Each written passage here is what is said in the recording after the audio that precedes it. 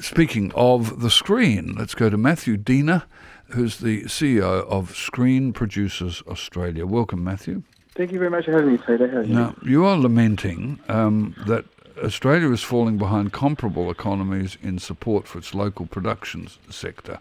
Not in the face of the virus or generally, Matthew?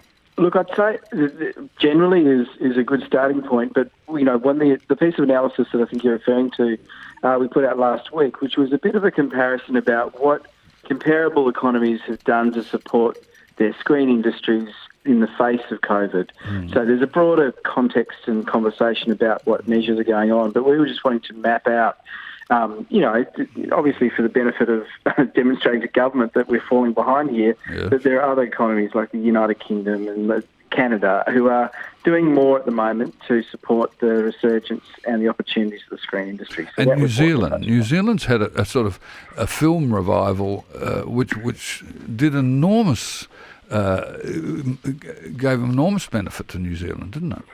Well, yeah, so New Zealand's had a couple of things going for it. One of them is that they have a higher tax offset for their television production, which is something we're saying to government, you've got to fix because we're going to miss out. And also, look, New Zealand has had, off the back of Lord of the Rings, a bit of an international destination. Now, look, some would say it's a small territory, not a huge part of their overall industry compared to Australia, but it's certainly done a lot with that Cell and James Cameron shooting there. So, there are some good things going there, but we've also got some good international projects happening here. I think the benefit of Australia is it's got a better, although we've got some challenges, we've got a better local industry that's producing local Australian stories compared to New Zealand. The government, I think, only a couple of weeks ago announced a huge subsidy which was essentially for foreign films to be made here, which does help participants in the industry, but doesn't really help our industry.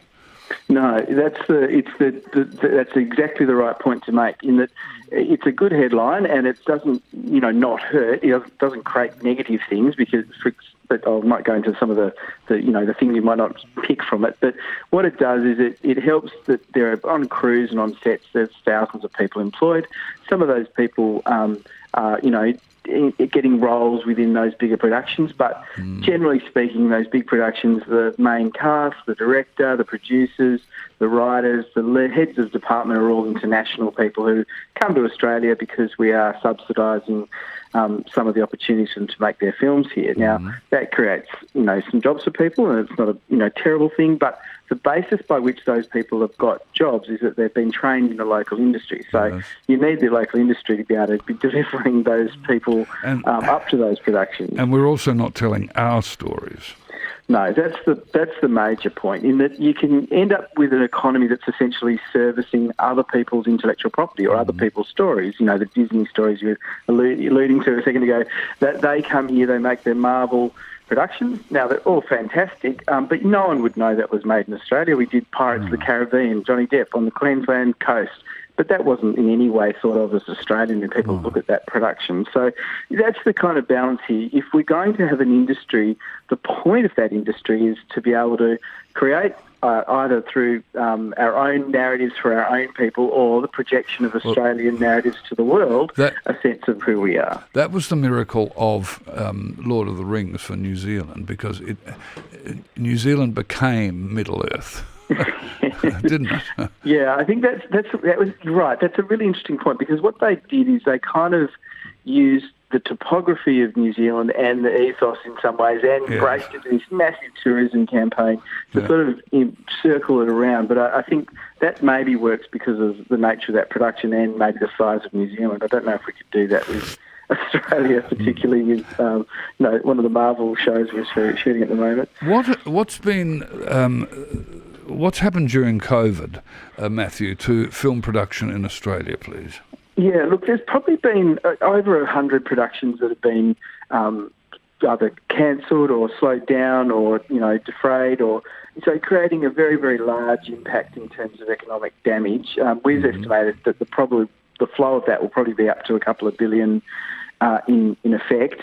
And that's originally from the starting point, it was about the fact that you couldn't put a lot of people in the same environment together, like a lot of disrupted industries. But we've had a couple of things that have happened. One of them is that we've got together and created some great protocols that we're all adopting now. So we're able to do that.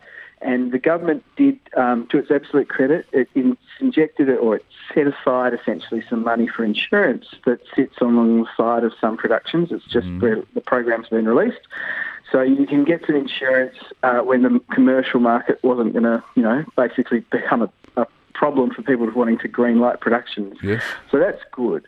The major problem is a own goal, and unfortunately the government's kicked by removing or stopping the quotas on our Australian television, 7, 9 and 10 and Foxtel, from having to release Australian content this year. Why would it do that? Look, it was portrayed in March by the Minister as a relief for the broadcasters. The nonsensical part of this is that the release is for this year. All the content's made for this year, so there's no benefit in freezing the quotas. And you have to think it's therefore a signal and a message to the proprietors of 7, 9 and 10 and Foxtel, and you would know that Kerry Stokes owns Channel 7 and Murdoch's obviously the owner of Foxtel, that these are signals to say that in those challenged businesses, the government is looking to try to protect them. But the problem with that is this is a relatively small amount of all of those investments those businesses make. We sort of estimate anywhere up to only about sort of 6-7% of investment on content is made for Australian drama, Australian kids programming, Australian documentary by those businesses. So it's a game changer. And of course what it does, if you don't have those green lights from those businesses, as we don't at the moment, it puts everyone out of work. So our biggest problem, about 15,000 people, if we don't get green lights, are going to be out of work next year. That's the urgency. Weren't those quotas? Those quotas were very hard fought for, Matthew. Yes. Over a long period of time, and you'd think that they were, they were sacrosanct. I was going to say exactly the same word. It's a bit of policy bastardry, if I'm going to be really aggressive with it, that I haven't seen implicated or given to the industry for a long time, because you're right, it's the linchpin, that demand that these businesses wouldn't normally do, because they're making commercial decisions based on making profit. And the problem for Australian narratives in this area is that they are substitutable for much cheaper American or British content that is already made. So broadcasters naturally go to those cheaper options, and so won't trigger their own productions in this area. They'll make, news services and sport and reality TV shows, but not drama, not kids programming. So you need those absolute triggers. And so you're absolutely right that this freezing of the quotas, and they haven't removed them as such, but they've suspended them under the cover of COVID, has created a massive disruption for this sector. And it's hard to get that message out, because at the moment, of course, everyone can still see programming on their televisions, which was made 6 to 12 months ago, but we are going to have no Australian dramas on air pretty soon, except on the ABC. And the ABC's budget has been cut for its programming. Yes. Which is another story. Yeah, well, it's hard to get a message out about that, because everyone's sort of saying, there's varying. The minister and the government seems to, take a very strong view that their budget hasn't been cut. But over the period of, 2012-13, when the coalition got into power, there have been... Tony Abbott promised on the night before the election that there'd be no budget cuts to the ABC and SBS. That election, Matthew. Yes. And look, there has been money also taken from Screen Australia, which was the funding body, over the course of the period. So the challenge is, you step back, you go, well, there's money that's being injected to attract foreign productions into Australia. We have a reduction in overall support, however way you cut it, for SBS and ABC, which doesn't flow into local productions. We have a reduction in Screen Australia, which invests in local stories over this period. And at the moment, we've got the incredibly damaging exercise of having a government suspending this year's quota. But the sleight of hand is that it hasn't made its mind up for next year which means that no one is contracting to complete the productions, and we've got all these, shovel-ready shows, as they like to say, ready to go. Once you've junked the quotas, it's going to be difficult to get them back, of course. Well, so that plays into the broader, policy debate that's going on, because I think what's also playing out is that at the time of announcing the quota being suspended, the government introduced a review of the industry, which it's currently conducting. And I think, on one level, I can see the argument that the government's, I think, trying to probably get behind, which we don't agree with necessarily, is conflating the two things and suspending the quota and maybe looking at a review at the same time and introducing a new system in place. But, I think that the timing of that doesn't work. And the major thing in that bigger picture is that we need quotas on the streaming services if we're going to have an ongoing sustainable local industry. Matthew Diener, my guest, CEO of Screen Producers Australia. Must be difficult coordinating all these producers, a bit like herding cats, Matthew. That is an expression I probably use every second day. We're talking about people that are incredible, and you would know them, Peter. They're incredibly entrepreneurial. They're small business owners. They're used to having to basically fight for everything and push through walls in order to get things done. It's kind of how the creative industries work. Yes. But they're kind of the lifeblood. I call them almost the root system that keeps the creative industries intact. Sure. If you don't have these people that are employing and engaging people, there's no hope in hell you'll get those big production gigs. Creatives, actors are a dime a dozen, Matthew. Producers are gold. Producers are gold. Yeah. Nothing happens without producers. Look, bless their hearts. Everyone's got a good role to play. I do think the industry, the people who take risks on effectively the dollars and raising finance and making sure that the projects go from start to finish are the producers. The worry, Matthew, is that we're left here with a cultural cringe, which killed the Australian film industry thanks to the Menzies government in the 40s, 50s and 60s when it was non-existent. And we don't want to go back to that. We have a wonderful film industry here, which has produced some fantastic, a whole oeuvre of films. Also, the streaming services concern me because there's not enough Australian content. They're making a lot of money out of Australians. Where's the Australian content?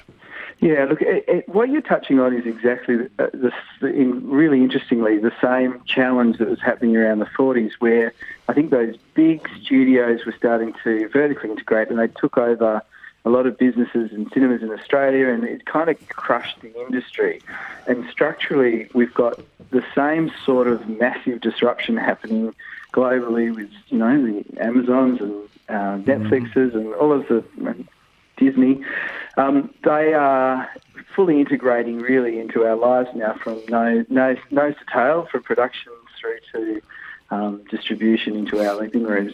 And that's taking away essentially every other pathway, because we're all, products of $9.95 a month, and we'll see what we're given. Yes. And so if something isn't done to inject a layer of management around this, we aren't going to see Australian stories on our screens. And that, of course, all that demand goes out the window. You no longer have anyone producing, and you don't realise why your children are being raised with American accents and why is it that they're speaking all these things. Yes. And it goes to the heart of why do we bother with all this stuff?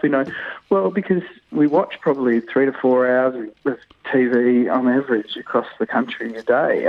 So screen content's incredibly powerful, and it does create and shape our thinking, and it shapes the nation. Producers have a good advocate in you, Matthew. What's your favourite Australian film?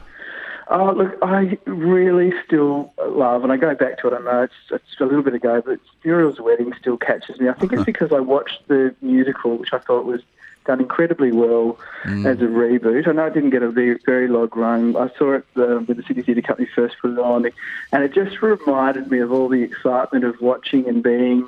Look, and I grew up in Tasmania, studied in Adelaide, moved to Sydney. It was that kind of capturing of, I don't know if you saw the musical, but returning to Sydney. Yeah. So I loved that. It drew me back to that original bit of IP that PJ Hogan wrote, and I just went, yes, this is a great film.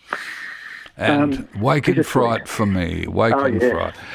Matthew, keep in touch and good luck with your campaign. Hope to speak to you again, Peter. Thank you, Matthew Diener.